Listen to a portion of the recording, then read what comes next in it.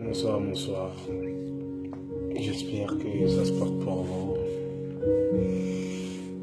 J'ai encore un message pour vous.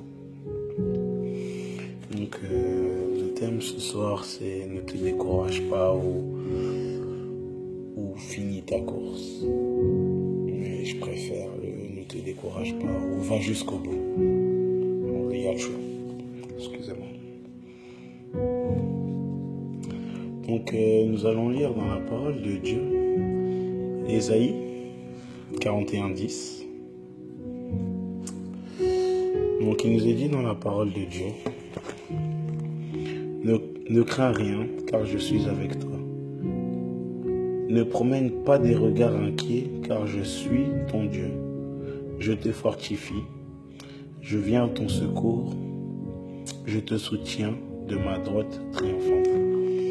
Amen. Donc, mon frère, ma soeur, va jusqu'au bout. Ne te décourage pas. Cette vidéo est vraiment pour tout le monde. Ça va vraiment droit au cœur. Quand je vois mes frères musulmans qui aiment, qui m'encouragent, qui partagent, vraiment, soyez bénis. Donc voilà, mon frère, ma soeur, tu es peut-être dans une phase où tu as peut-être perdu un membre de ta famille. Ou je sais pas, tu cherches une entreprise pour tes études.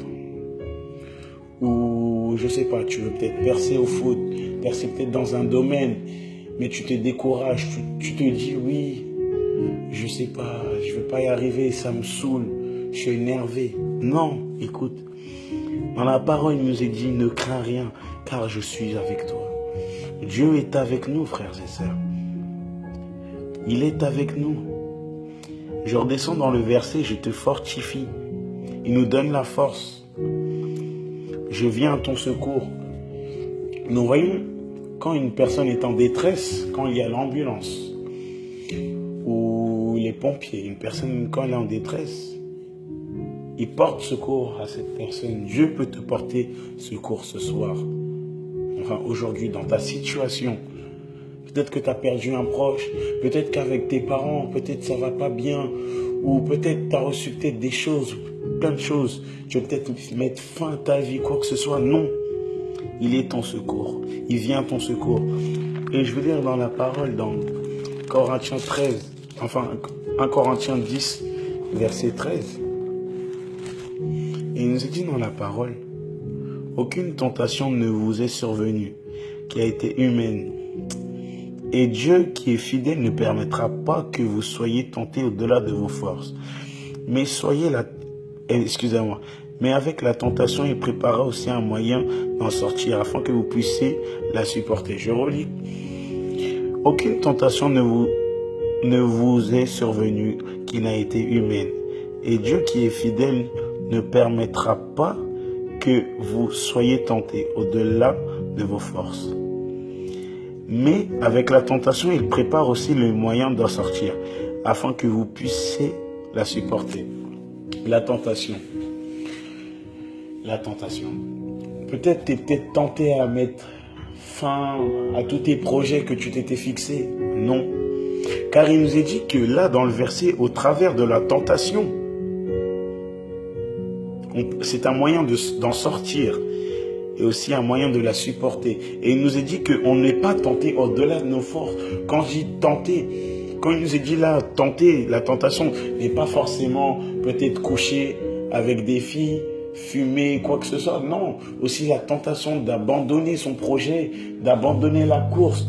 Frères et sœurs, peut-être que tu as peut-être abandonné tes projets. Tu avais peut-être des bons projets dans ta vie.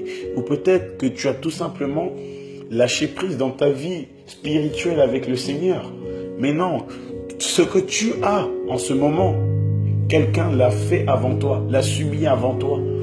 Et là, il nous est dit qu'au travers de la tentation, il nous forge, il nous éprouve. Vous voyez, une flèche, avant qu'elle soit bien performante, elle doit être taillée, elle doit être bien travaillée. Vous voyez? Et nous, nous sommes comme des flèches. Le Seigneur nous façonne. Il met son pic bien comme il faut. Et après, il nous lance. Il nous lance. Et après se lancer, il nous teste d'abord si nous allons être efficaces. Avant de nous lancer, il nous tape d'abord, il nous façonne. Et j'ai aussi un verset dans Hébreux 13, verset 5. Ne vous livrez pas à l'amour, l'argent, contentez-vous de ce que vous avez. Car Dieu lui-même a dit, je ne te délaisserai point et je ne t'abandonnerai point. Je relis. Ne vous livrez pas à l'amour de l'argent, ne vous contentez-vous. Contentez-vous de ce que vous avez, car Dieu lui-même a dit, je ne te délaisserai point et je ne t'abandonnerai point. Oh là là, c'est dur. Il est 2 heures du matin, excusez-moi. Là où je vais m'arrêter, c'est à la deuxième partie du verset, la fin. Je ne te délaisserai point et je ne t'abandonnerai point. Mon frère, ma soeur, tout est dit dans la parole, tout est dit. Il ne va pas nous le délaisser. Donc, reprends tes projets comme une machine. Vous voyez, forcément, vous avez dû voir ça. C'était, je pense, les années 80, ou je sais plus, ou peut-être 90, où il y a une personne qui a fait de l'endurance, où cette personne, elle a eu un claquage, mais elle a voulu quand même continuer la course.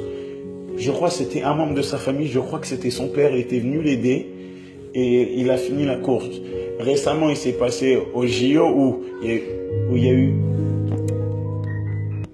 Donc, comme je disais, nous avons pu voir aux Jeux Olympiques, récemment, c'était un Haïtien. Il faisait le malin devant la caméra, à se faire beau gosse en disant oui, c'est moi le plus fort. Et la première haie, il n'a pas réussi.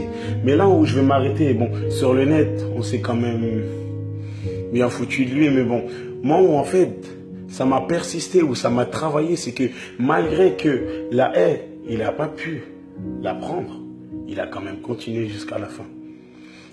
Il a fini la course. Donc mon frère, ma soeur, finis ta course. Peut-être que au travers de cette épreuve que tu vis en ce moment, la haie est tombée, mais ne relâche pas. Comme je dis souvent, nous, quand on était bébé, on est tombé en moyenne, peut-être entre 1000 et 2000. Mais à l'heure d'aujourd'hui, on marche naturellement. Vous voyez, donc, c'est comme ça.